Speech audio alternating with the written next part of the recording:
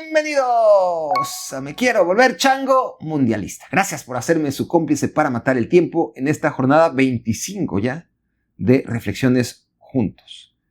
Una jornada particularmente dolorosa, una jornada especial, no por las buenas razones, pero que siempre llega, tarde o temprano, generalmente no muy tarde, pocas veces temprano, como ocurrió en Qatar, normalmente pues a la mitad de la fiesta.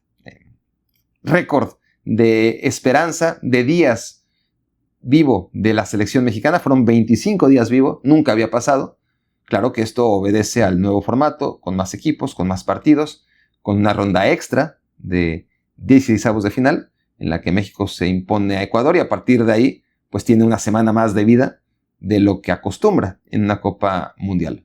Pero le iba a llegar la hora, lo que había que ver era cómo, de qué manera, y de eso hablaremos hoy. Así que gracias a todos los que han hecho una fuerza de voluntad y han sacado de quién sabe dónde el ánimo necesario, la iniciativa para escuchar a un noble servidor para ver qué diablos tengo que decir respecto a la eliminación de México.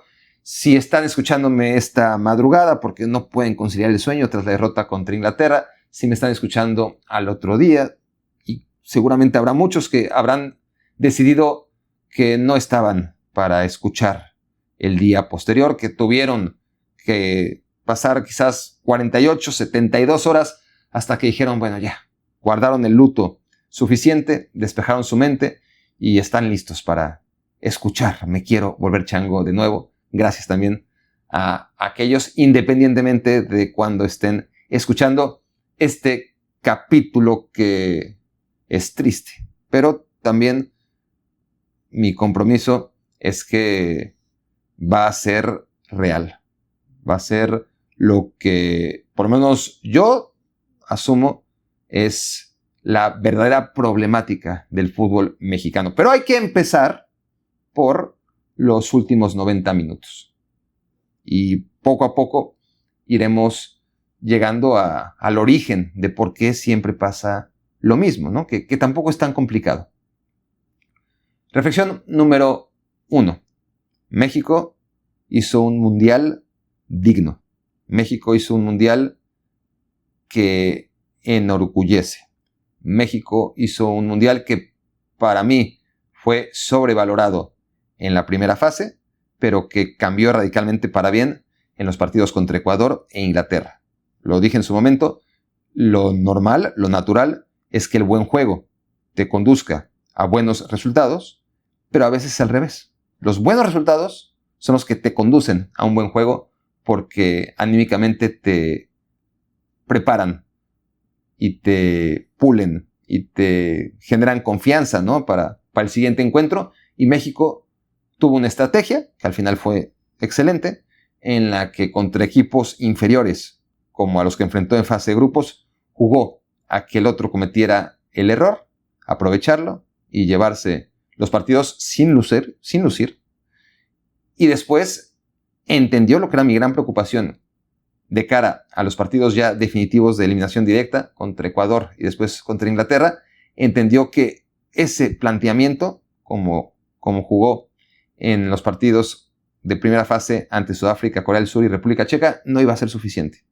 No iba a ser suficiente porque quien iba a cometer primero el error ante equipos superiores en el hombre contra hombre iba a ser México. No le convenía.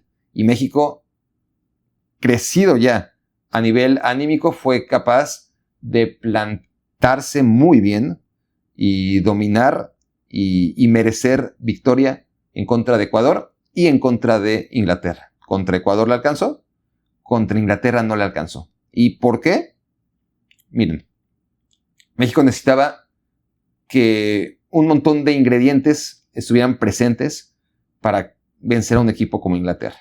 Si hacíamos el análisis previo, pensando en los cruces de la Copa Mundial, entendiendo que tras el grupo que le tocó a México era muy factible que iba a quedar en primer lugar, que uno de los terceros lugares, sin saber que iba a ser Ecuador, probablemente iba a ser derrotado por México, y que si Inglaterra no la cagaba en el camino, iba a llegar a ese partido contra México para despedir al Estadio Azteca como anfitrión de esta Copa Mundial 2026 en octavos de final. Todo eso lo teníamos más o menos claro, que era muy factible que ocurriera, pero un escenario en el que México fuera favorito, y aquí otra vez lo mufé, perdón, estoy consciente, dije que era el muy ligero favorito y quizás esa fue la razón por la que quedaron eliminados. No podemos descartar nada cuando la diferencia fue mínima, ¿no? Cuando los factores más elementales y de centímetros fueron los que cambiaron el destino de este partido. A lo que voy es que aún cuando podíamos visualizar un México contra Inglaterra en octavos de final, no podíamos visualizar hace un par de meses que México llegara mejor que Inglaterra. Porque les digo, México necesitaba para poder vencer a Inglaterra un montón de factores. Para empezar, llegar mejor. Y llegaba mejor. Iba a poder sostener esa inercia que era mucho más positiva que la de Inglaterra tras los primeros 4 partidos. Eso era lo que había que ver. Necesitaba que Inglaterra no mejorara e Inglaterra no mejoró. Necesitaba mantener el nivel de solidez, de actitud, de orden, de disciplina, de intensidad, todo lo que ha hecho a México progresar en esta Copa Mundial, y ahí estuvo también. No podía faltar un gol de Quiñones. Quiñones ha sido trascendental para que México pudiera competir como compitió en esta Copa Mundial, y no faltó el gol de Quiñones, tampoco faltó el gol de Raúl Jiménez. No faltó la altura, no faltó el apoyo del estadio, no faltó todo lo que podía hacer que México llegara a cuartos de final. Lo que faltó fue lo más importante y lo que no se puede controlar porque es la realidad que tiene el fútbol mexicano, que es falta de calidad. Y lo que sí se pudo controlar y lo que pudo haber sido la diferencia habría sido no cometer errores puntuales. En un partido es imposible no cometerlos, pero México comete 3, y el problema de cometer 3 errores es que un equipo como Inglaterra, en un partido tan trascendental como también era para ellos, difícilmente lo va a desaprovechar. Inglaterra tuvo 3 oportunidades, 3 servicios mexicanos que jugaron a su favor. Inglaterra en ningún momento fue un equipo que jugara a algo, no jugó a nada Inglaterra hoy, pero resistió y aguantó, y sobre todo porque tiene una gran calidad a nivel individual que no se traduce a nivel colectivo, pero que con garra, con corazón, más la capacidad individual de sus jugadores para aprovechar los errores de México, fue suficiente para, con mucho sufrimiento, que Inglaterra avanzara a octavos de final. ¿A qué errores me refiero? A un 1-0 en el que México dominaba, controlaba, era inminente que iba a caer un gol y que iba a ser en la portería de Pickford, pero resulta que no, que fue en la de Rangel, en una jugada en la que el propio Pickford se queda con una pelota a la que no llega Raúl Jiménez dentro del área, sale jugando con Rice, Rice conduce sin oposición muy lejos, y eventualmente en la transición la llegada de Jude Bellingham no es seguida por Alvarado. Sánchez lo deja entrar también al área y Bellingham castiga. Estábamos tratando de digerir ese 1-0 en un momento tan anticlimático contra natura del partido, y en cuanto apenas estamos pensando qué pasó, cae el segundo gol. Error de Gilberto Mora. Se olvida que no está jugando en la Liga MX. Pierde el balón en la mismísima salida desde el medio campo tras el 0-1. Lira no está a tiempo para cometer una falta que habría evitado el gol inglés. Lira no comete esa falta y finalmente el pase de Harry Kane, mal parado México, y el gol, otro gol de Jude Bellingham que habría lapidado a la selección mexicana si no hubiera tenido esa mentalidad que le caracterizó durante todo el torneo, y México supo venir de abajo, supo merecer el 2-1, apareció ese 2-1, lo anota Quiñones para variar, y luego viene un tercer error, cuando México está ya metido en el partido, cuando el 2-2, si no es inminente, sí que es muy probable, pero ahora México tiene que escalar otra vez 2 goles, porque Edson Álvarez, recién ingresado en el segundo tiempo por el lesionado César Montes, no mide un zurdazo tremendo de Pickford de 70-80 metros, pierde ese duelo con Harry Kane, tenía mucho tiempo para medir el balón y queda reducido Edson Álvarez en ese duelo, y Talar Rangel sale quizás una décima de segundo tarde, suficiente para cometer un penal claro que Harry Kane no falla. Y aún así, todavía México logra un penal. Harry Kane, qué bárbaro, la cantidad de penales que comete. Sí, es un tipo que se esfuerza, que contribuye defensivamente, pero que eso al final repercute. Da muchas más ventajas que quita, obviamente, un tipo así, tan generoso a la hora de ir a recuperar la pelota. Pero en el Bayern Múnich, sobre todo, lleva una cantidad de penales cometidos, y ahora con la selección inglesa también. Un penal que anota bien Raúl Jiménez, y a partir de ahí México ya no dio la talla. Ya no tuvo esa calidad necesaria para que un equipo con 10 totalmente encerrado recibiera ese gol que estaba defendiendo con el alma. Sabía Inglaterra que dependía de que México no le anotara el 3-3, porque cae ese 3-3 y automáticamente habría caído el 4-3. Si no, ahí mismo en el segundo tiempo, en los tiempos extra, Inglaterra ya no aguantaba un minuto más. Antes del partido, esa fue reflexión número 1, ¿no? Reflexión número 2, primero. Inglaterra jugó como equipo chico. Inglaterra ya hizo su mundial. Inglaterra, en la narrativa, va a ser ese equipo que se presentó en México, que tras la expulsión de Cuanza aguantó con 10 hombres y que sacó una victoria en la altura, en un estadio invencible, bla, bla, bla, bla, bla. Inglaterra ya hizo su mundial. Seguramente puede perder en contra de Noruega, lo cual, pues, en el papel no debería pasar, tomando en cuenta la calidad general de un equipo y otro, pero es muy factible que Noruega elimine a Inglaterra, y que si esto pasa, no haya ningún escándalo en Inglaterra. Que Inglaterra haya entendido que ya hizo su mundial venciendo a la selección mexicana en México. Toda la épica que implicaba viajar al territorio azteca 40 años después de lo de Diego Armando Maradona, e imponerse de la manera en la que se impuso, con pura garra y como equipo chico. Hoy Inglaterra salió a jugar como un equipo que asumía su inferioridad respecto a México. Reflexión número 3. Inglaterra, que históricamente ha sido un equipo pecho frío, que en los mundiales siempre queda a deber por falta de juego o por falta de lo que requieren ciertos partidos.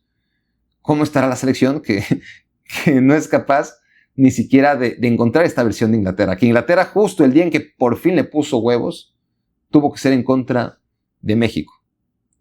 No se vale. No.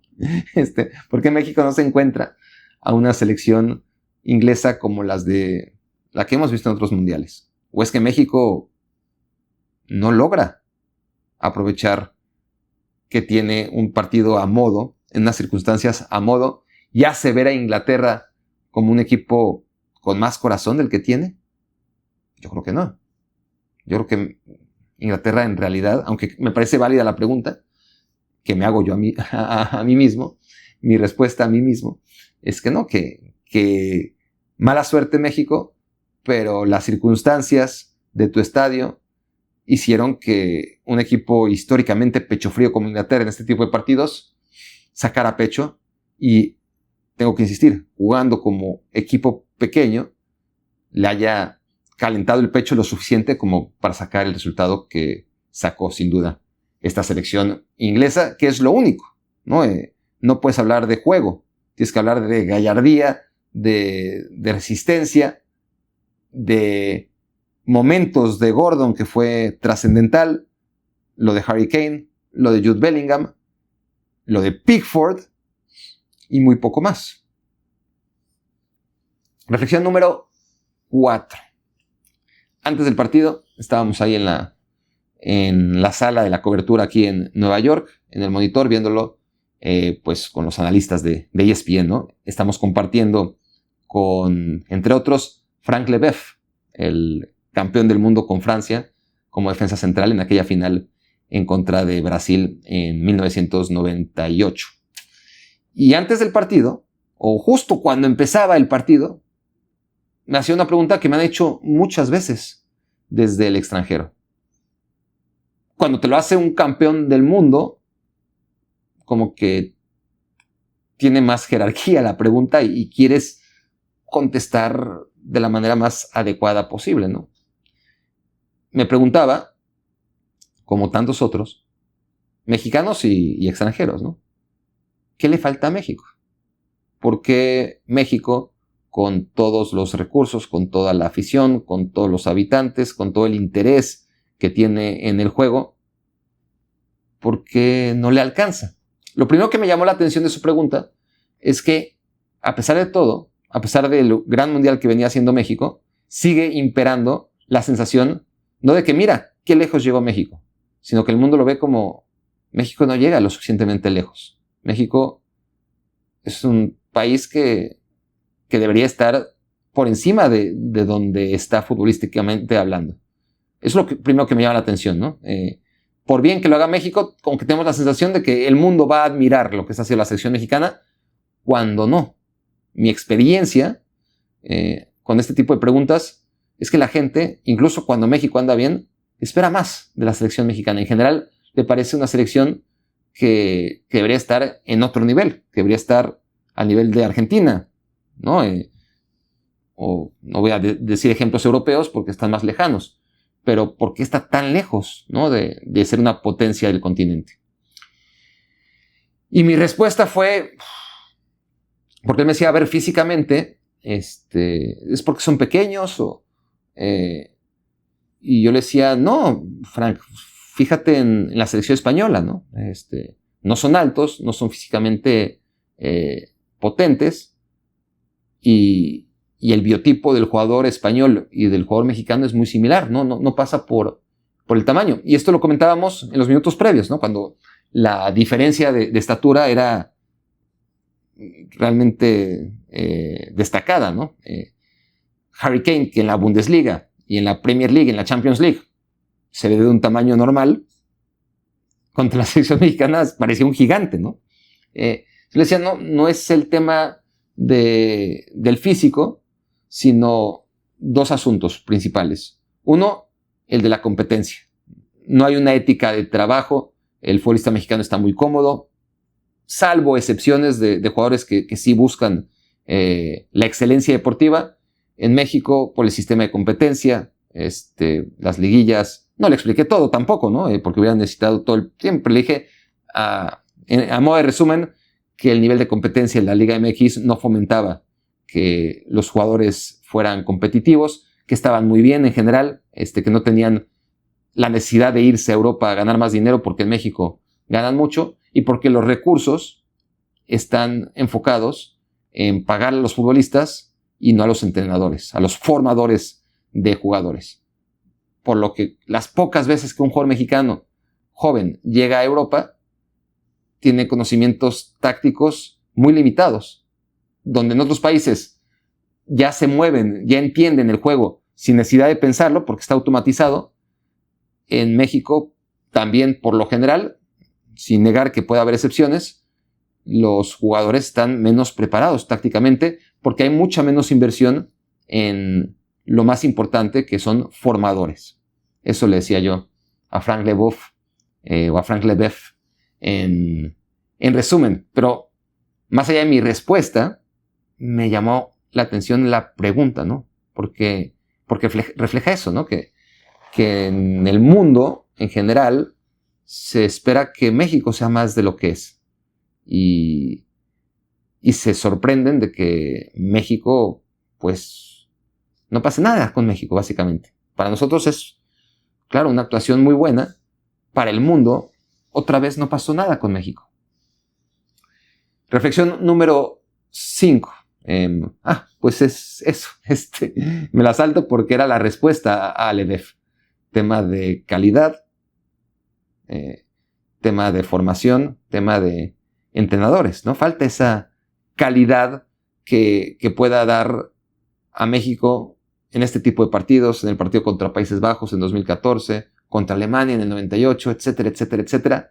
Ese punto de calidad de no tener a un Arjen Robben, de no tener a un Wesley Sneijder, de no tener a un Klaas-Jan Huntelaar, de no tener a un Oliver Bierhoff, de no tener a un Jürgen Klinsmann, de no tener a un Jude Bellingham, de no tener a un Harry Kane, por mencionar solamente algunas de las figuras que han cepillado a México en octavos de final, por no hablar de los Lionel Messi y Ángel Di María y compañía que también eliminaron en su momento a México, no una sino 2 veces en octavos de final. Esa calidad, México está tan lejos de tener esos futbolistas que aun cuando el equipo juegue horrible, pueden sacarlo adelante. Porque hoy Inglaterra jugó horrible, compitió, resistió, sobrevivió, pero no jugó a nada.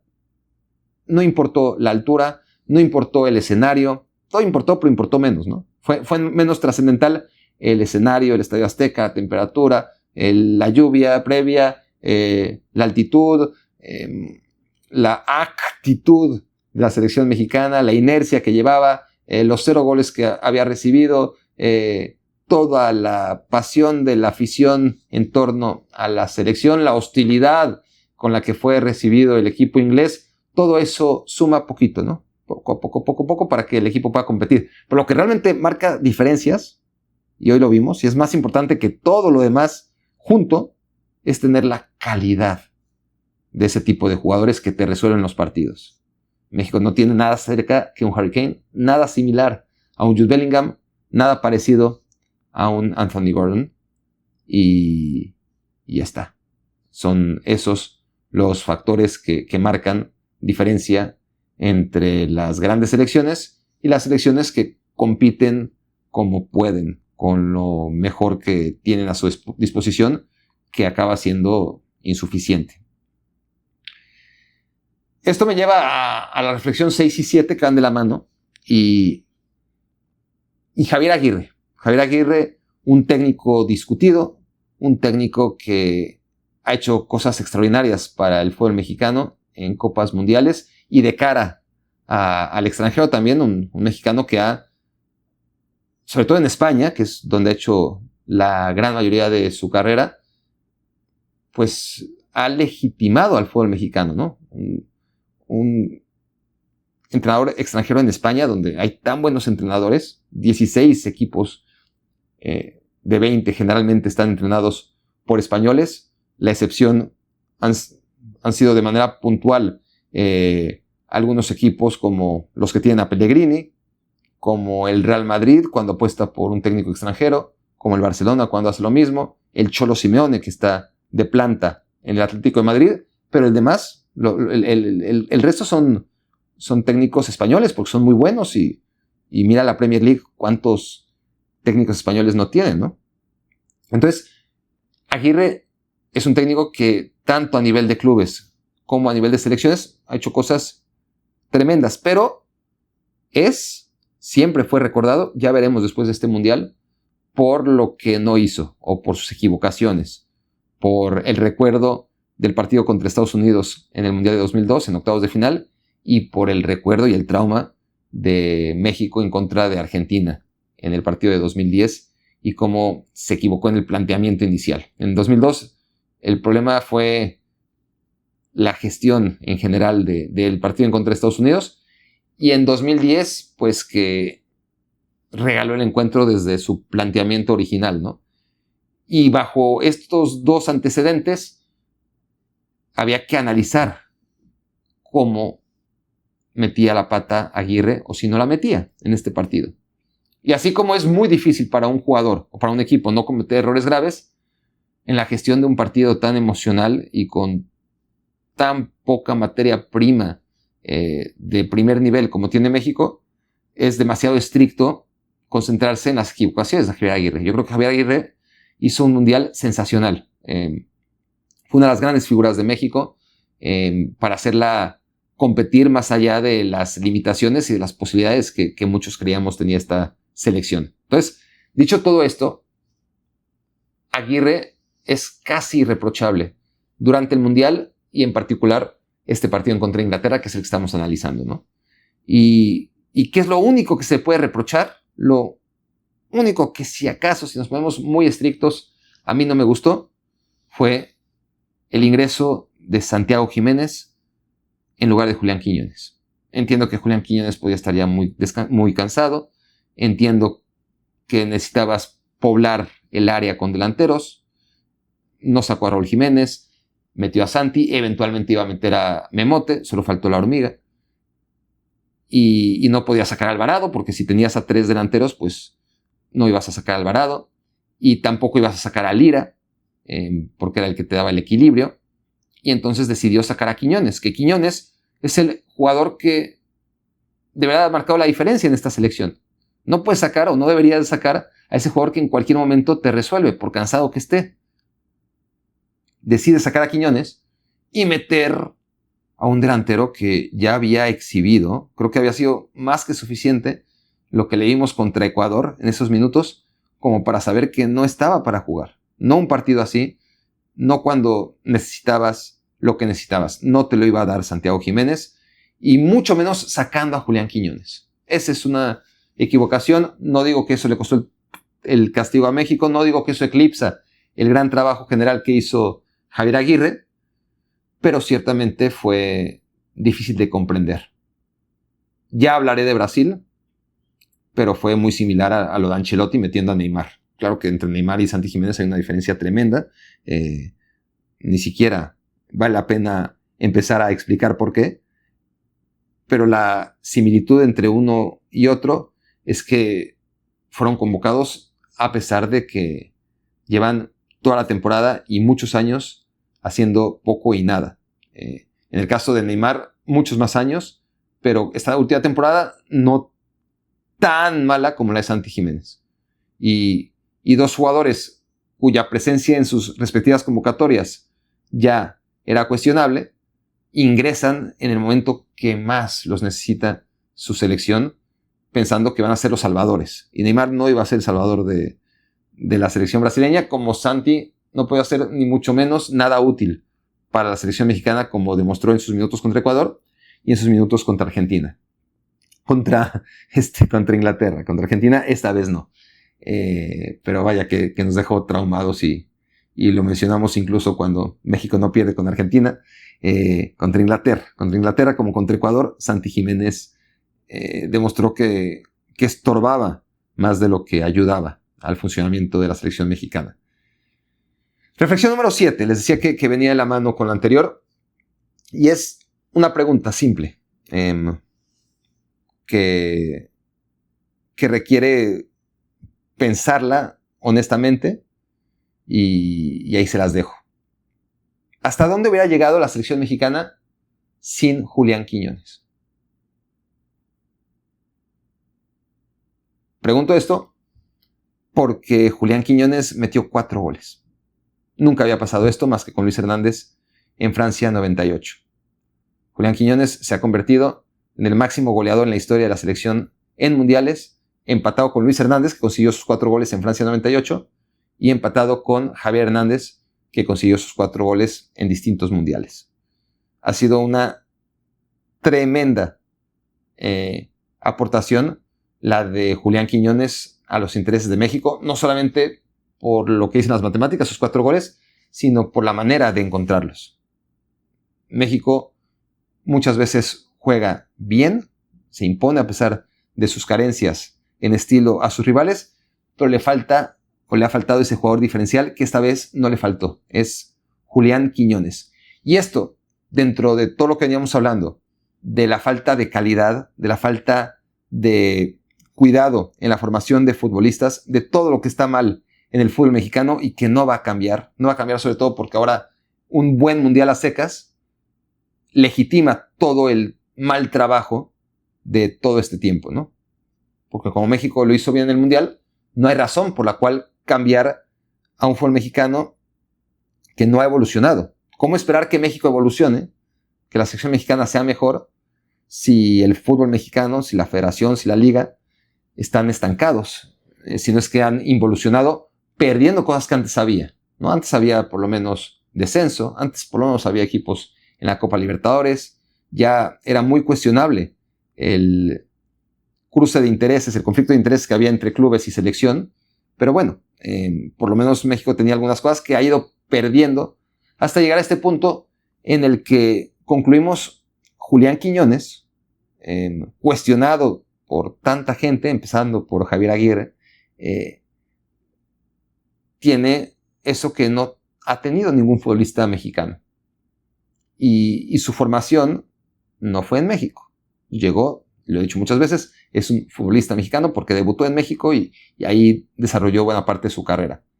Pero es también obvio que no es el estereotipo del futbolista mexicano y que fue el que realmente salvó a esta selección. Podemos hablar de que México dio una buena Copa Mundial 2026, en gran parte porque jugó Quiñones. Si no hubiera jugado Quiñones, pues no lo sabremos, pero mi intuición me lleva a pensar que la cosa hubiera sido mucho peor.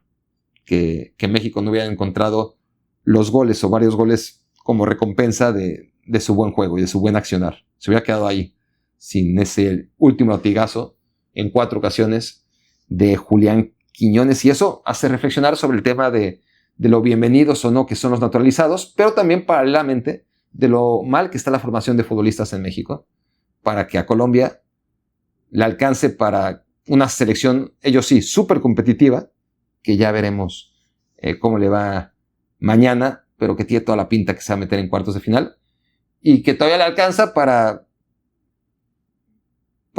reforzar a México, ¿no? No solamente con un jugador importante, sino con su figura. Colombia puede sacar fecha y decir, mira, tenemos una selección que está haciendo estragos en esta Copa Mundial y aparte aportamos al mejor jugador de la selección mexicana. Entre todos, Colombia tiene un pedo que no mete gol, le cuesta mucho trabajo y resulta que Julián Quiñones, tras nacer en Colombia, radicado en México desde los 17 años, es un tipo que no para de meter goles. Primero en Arabia Saudita y esto se lo ha acarreado hasta un mundial donde qué bien le vendría a Colombia, ¿no? Pero Colombia puede sacar pecho de este gran mundial entre su equipo y su jugador número 27, que viene a ser Julián Quiñones. Reflexión número 8. Las sensaciones son muy importantes, pero los números también.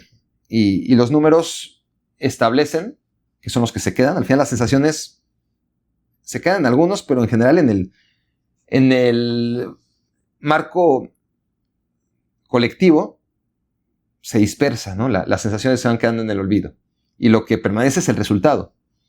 México 70, la selección anfitriona llegó a cuartos de final.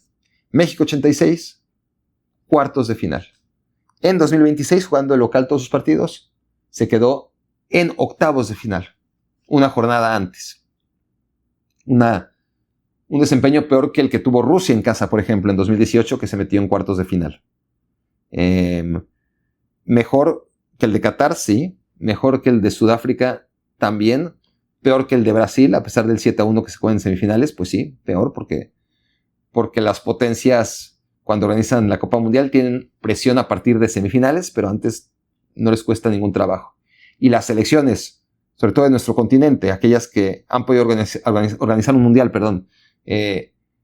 pues se meten históricamente lejos. Chile hace mucho, tercer lugar en 1962, Argentina campeón del mundo en 1978, Chile ya lo dije, la selección de Brasil finalista en un drama en 1950 y semifinalista en otro dramón en 2014. Pero México, que en el 70 llegó a cuartos de final y acabó en sexto lugar, que en México 86 llegó a cuartos de final y acabó en sexto lugar, pues ahora tendremos que hacer cuentas en cuanto acabe la jornada de octavos de final y ver en qué lugar quedó México. Pero va a quedar como en tantas otras ocasiones, ¿no? Probablemente por lo hecho en la primera fase y sus 9 puntotes, hablaremos de que México acabó noveno lugar de esta Copa Mundial, como en Corea-Japón 2002, que acabó en 10º, creo. Y no es consuelo. Al final, México está donde le corresponde, ¿no? México no tiene un nivel para estar entre las 8 grandes selecciones, aunque perfectamente puedo llegar a cuartos de final. El asunto es que México 70, México 86 fue una mejor actuación de lo que registró en Norteamérica 2026 si nos refugiamos únicamente en el lugar, en la fase que alcanzaron. Claro que en México 70, 3 partidos en fase de grupos lo metieron directamente en cuartos de final. Era mucho más fácil.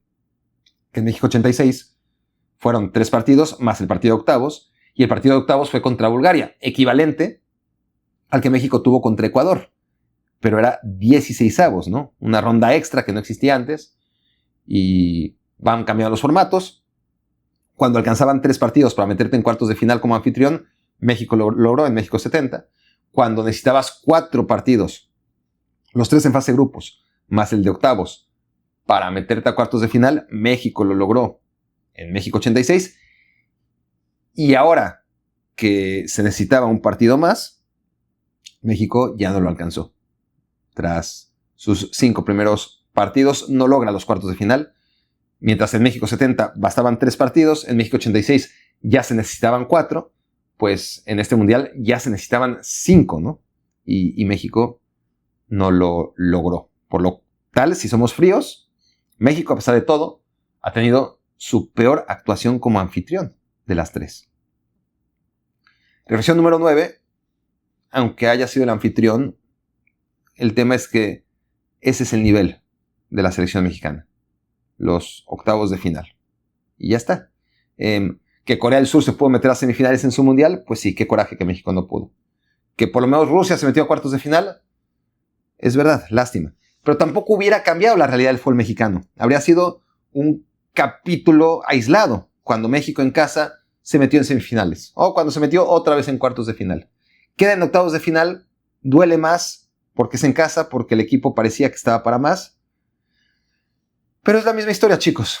Octavos de final, otra vez. Y no es la primera vez que México, jugando bien, jugando mejor que el rival, se queda en octavos de final. Y esto ya lo voy a repasar un poquito más adelante. Reflexión número 10. Y esa es precisamente esta reflexión a la que me refiero sobre cómo México se va quedando en octavos de final. Curiosamente, si se fijan, cada vez que llega México a octavos de final, va alternando una actuación, una derrota muy digna y una derrota que no te deja nada.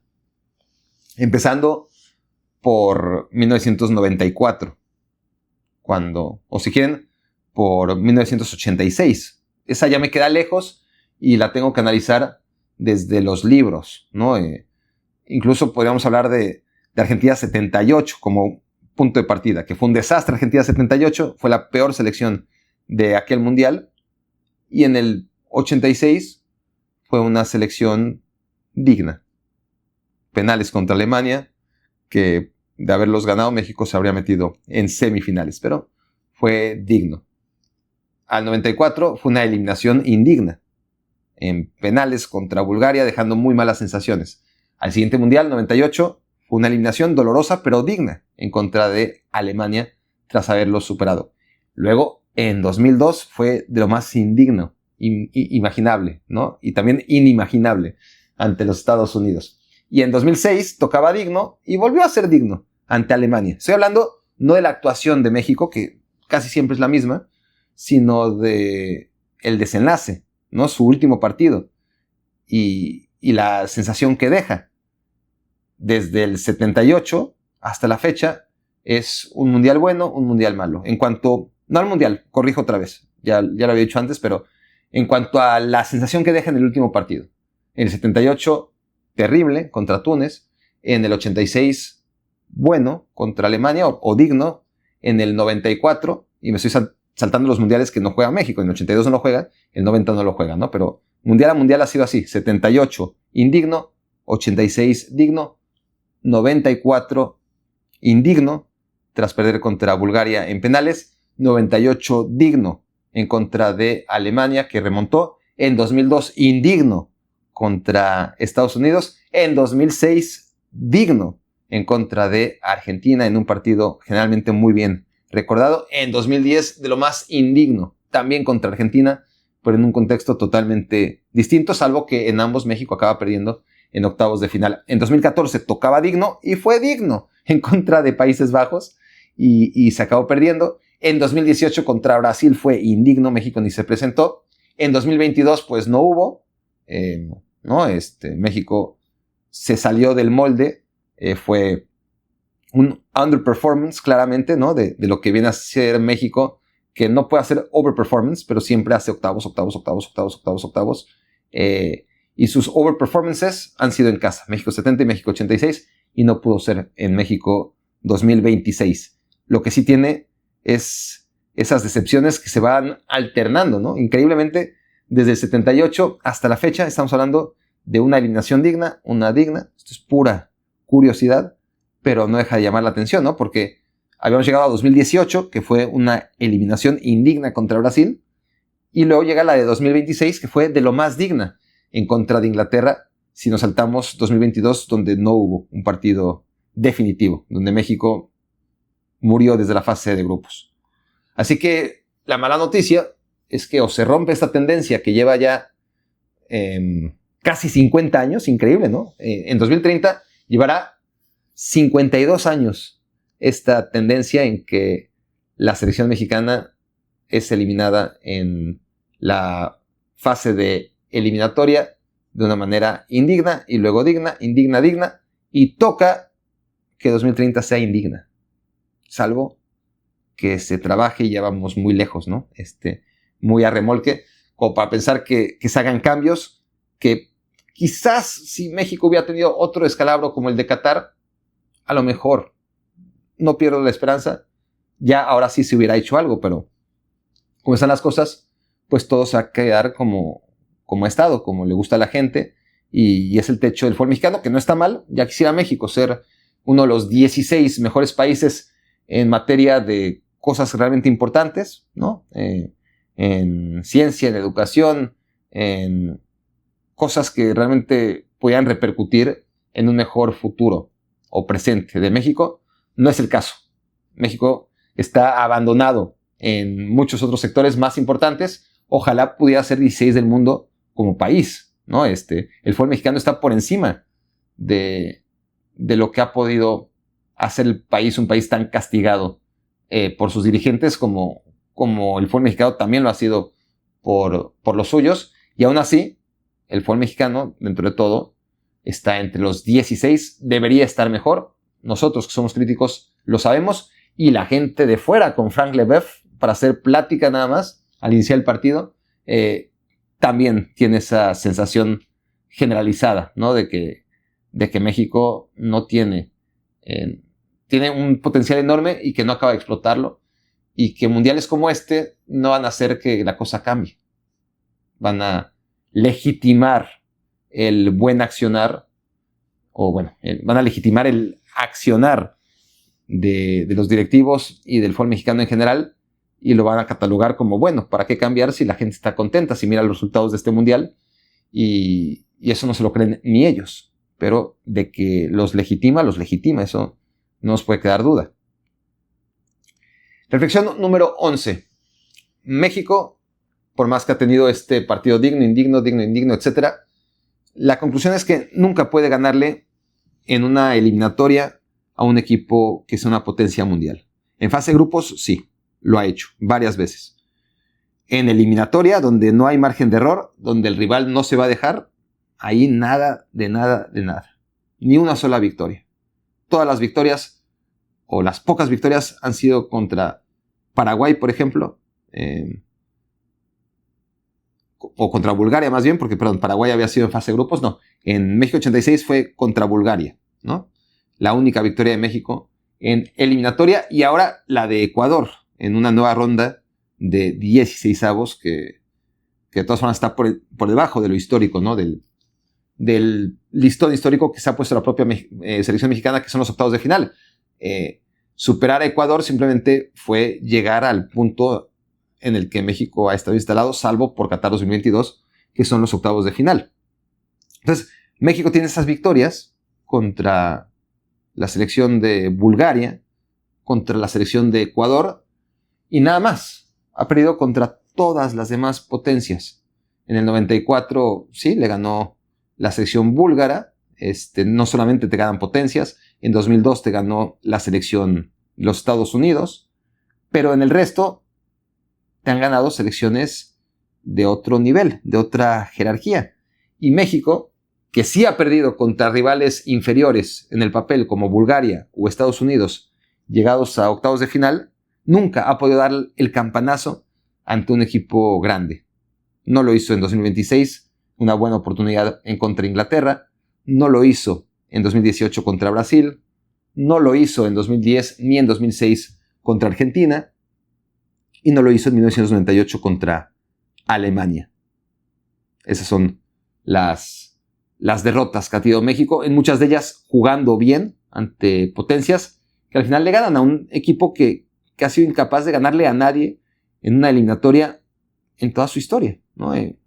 Por bien que juega la selección mexicana, por mucho que aplaudimos que en los mundiales por lo general toque techo y rinda al límite de sus posibilidades, la verdad es que no le alcanza cuando los otros equipos tienen, pues evidentemente, mejores jugadores, y México hoy otra vez se encuentra ante una realidad en la que nada es suficiente hasta que no tenga futbolistas de una jerarquía similar a los que tienen los equipos con los que va perdiendo irremediablemente en los octavos de final de cada mundial.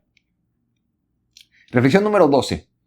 Bélgica enfrenta a Estados Unidos mañana, y este partido creo que va a repercutir bastante, si es favorable a los Estados Unidos, en hacer ver este mundial todavía peor.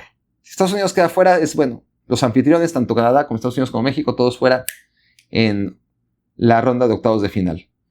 Pero si Estados Unidos derrota a Bélgica y se mete en cuartos de final, va a ser otra prueba casi irrefutable de que ya nos dieron la vuelta. Y la sensación va a ser todavía más amarga. No voy a decir que va a ser un fracaso esta actuación, pero va a estar mucho más cerca de la decepción que la euforia. Y no dependería de México, sino de Estados Unidos y lo que haga contra Bélgica. Si Estados Unidos acaba siendo el mejor anfitrión y representante con CONCACAF en esta Copa Mundial, va a impactar obviamente en la autoestima y en el balance final de la selección mexicana en esta Copa del Mundo. Reflexión número 13. La verdad es que el mundo va a tener un encuentro de cuartos de final más atractivo de lo que habría sido un Noruega contra México. Noruega contra México habría sido exótico.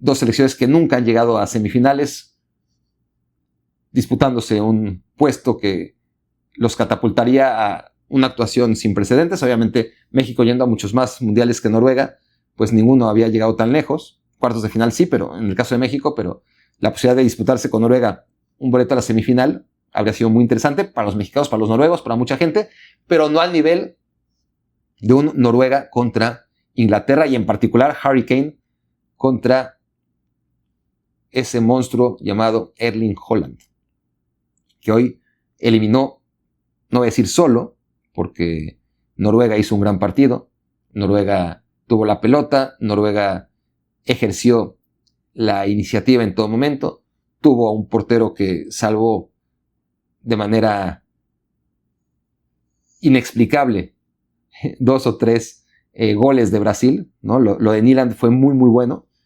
pero la realidad es que el mundo va a estar mucho más emocionado de esperar un Haaland contra Kane que un Noruega en contra de México.